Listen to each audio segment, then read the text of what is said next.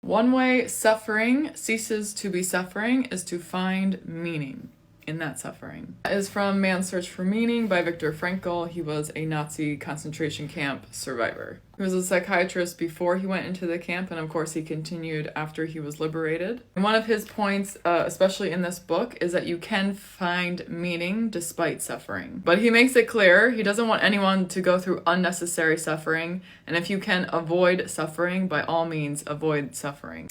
I only insist that meaning is possible even in spite of suffering, provided certainly that the suffering is unavoidable. And he goes on to tell a story about one of his patients. He was an elderly gentleman, and his wife had passed away 2 years earlier. And this gentleman was very much suffering because he no longer had his wife with him. The author, Viktor Frankl, he's like, what can I tell him? I obviously cannot fix his situation. So instead, he poses a question to this elderly gentleman.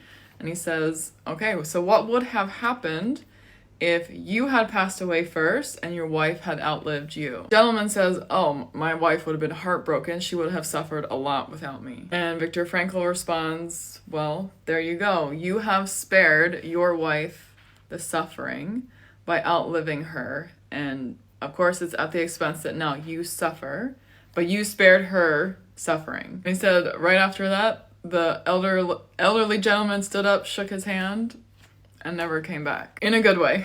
Again, he goes on to say, in some way, suffering ceases to be suffering at the moment it finds a meaning, such as the meaning of a sacrifice, especially for the ones we love. Let me know what you think.